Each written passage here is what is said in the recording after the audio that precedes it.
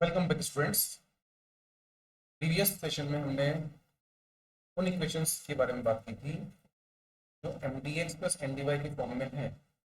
Means दिखने में exact differential equation जैसी दिखाई दे रही हैं, but actually they are not exact. Means they fail to fulfil the condition of exactness.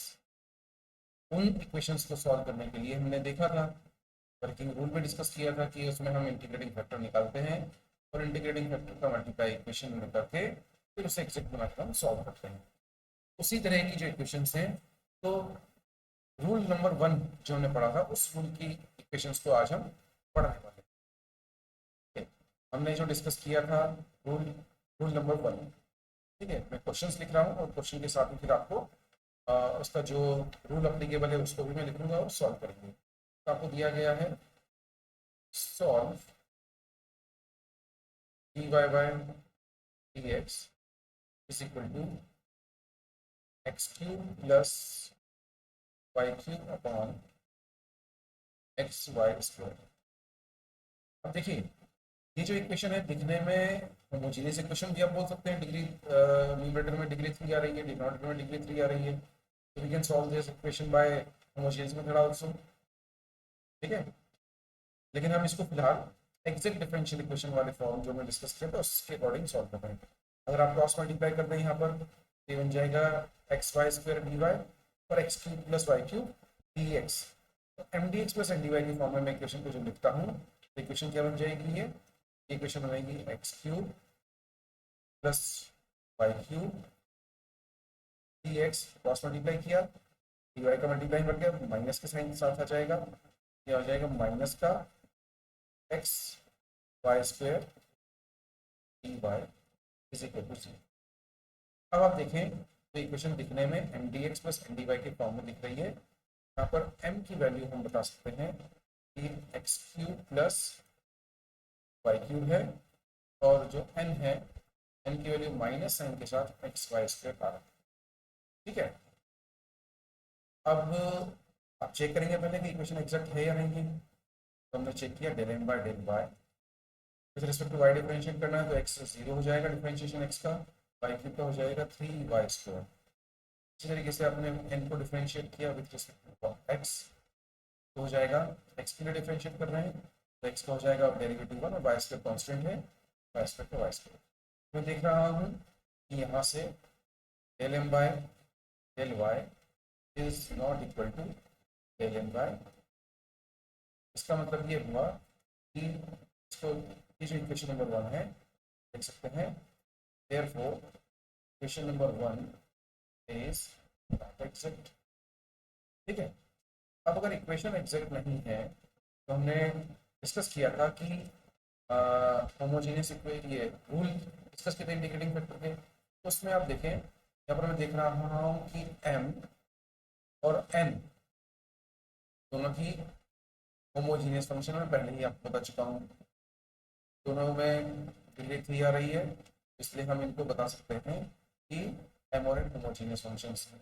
साथ ही साथ तो आप यहाँ देखिए M X plus N Y की वैल्यू हम चेक करते हैं, तो M X plus N Y की जो वैल्यू निकलेगी वो आएगी, एम एक्स का मल्टीप्लाई किया तो एम एक्स का मल्टीप्लाई अगर आप करते हैं तो ये बन जाएगा X to the power 4 plus X Y cube. M यहाँ लिखा गया, आप देख सकते हैं M X X cube plus Y cube plus N Y. अब एन नेगेटिव है, यहाँ पर जब आप ऐड करेंगे तो माइनस एन के साथ आएगा, माइनस वाई का मल्टीप्लाई करना है, यहाँ पर हो जाएगा माइनस का एक्स वाई।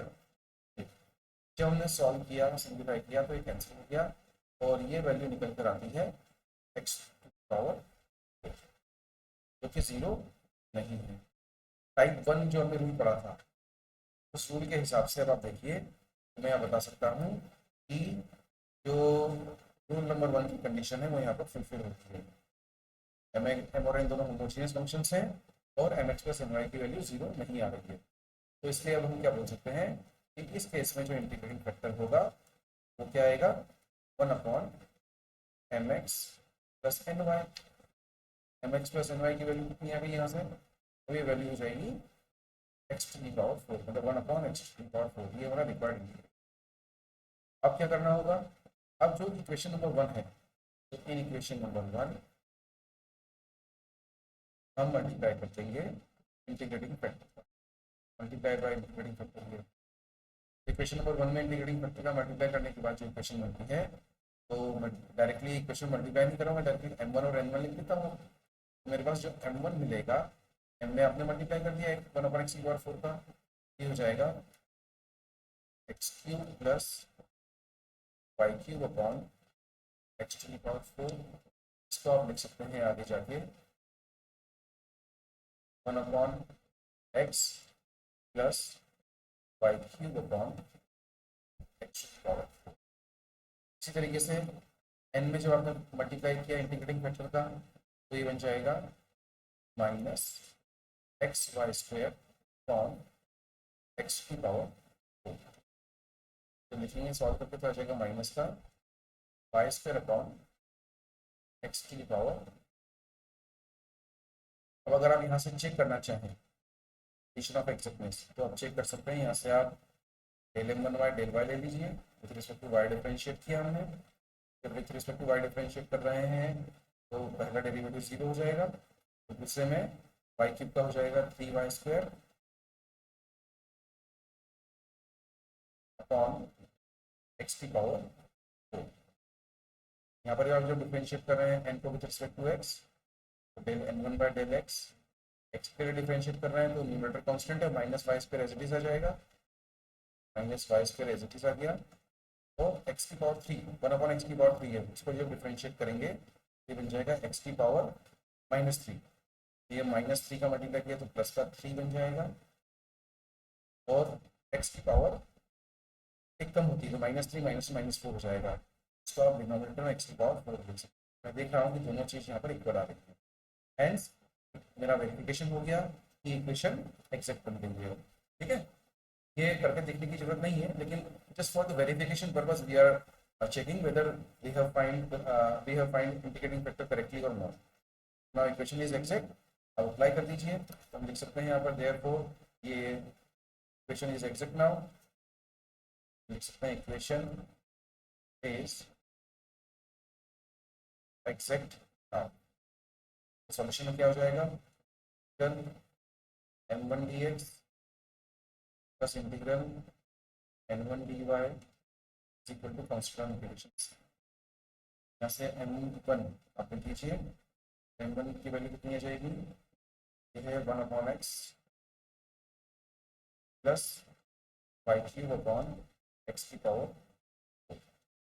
तो यहाँ ध्यान देने वाली बात क्या थी, यहाँ पर y कांस्टेंट रहेगा पहले वाले इंटीग्रेशन में, और दूसरे में नॉट कंटेनिंग x आना चाहिए। ठीक है, तो ये आपका मैंने लिख दिया है m1, इंटीग्रेट कर लेंगे प्लस इंटीग्रल n1। अब n1 अगर आप देखें तो n1 की जो वैल्यू आ रही है माइनस का y² बाय x³ आ रही है, एक ही टर्म है जिसमें x आ रहा है। यहाँ पर n1 में कोई भी ऐसी टर्म नहीं आएगी जिसमें कि x नहीं हो, यहाँ पर 0 लिख दिया जाएगा। इंटीग्रेट 1/x को इंटीग्रेट किया x के लिए तो 1/x का इंटीग्रेशन हो जाता है log x, और लिख देंगे this is log x plus y³ constant बढ़ा जाएगा 1/x⁴। इसको इंटीग्रेट करेंगे तो x⁻⁻4 का इंटीग्रेशन होगा, ये x⁻⁻4 को जब इंटीग्रेट किया दिया जाएगा माइनस का 3x⁻3 इज इक्वल टू, हमारा जो सॉल्यूशन है वो क्या आ गया, और solution is log x minus 3y³ upon x⁻3 is equal to, this is our required answer। ये हमने टाइप 1 इंटीग्रेटिंग फैक्टर का जो रूल 1 था तो यहाँ अप्लाई किया है। इस तरह से आप इसको सॉल्व कर सकते हैं। यहाँ पर ध्यान देने की बात ये है कि जो वेरिफिकेशन हमने यहाँ स्टेप में करके देखा है, जो मैंने यहाँ पर आपको बताया है ये वाला पार्ट, ये नेसेसरी नहीं है, लेकिन just for the verification purpose कि हमें आगे कोई गलती ना हो, उससे बचने के लिए इंटीग्रेटिंग ये कंडीशन आपने चेक कर सकते हैं। राइट, तो इतना ही है आज के सेशन में। इसके बाद जो नेक्स्ट सेशन हमारा रहेगा उसमें हम बात करेंगे exact differential equation integrating factor rule 2 की। तब तक के लिए आप प्रैक्टिस कीजिए टाइप 1 के इक्वेशंस की, और जल्दी ही मिलेंगे। Thank you very much. Have a nice day.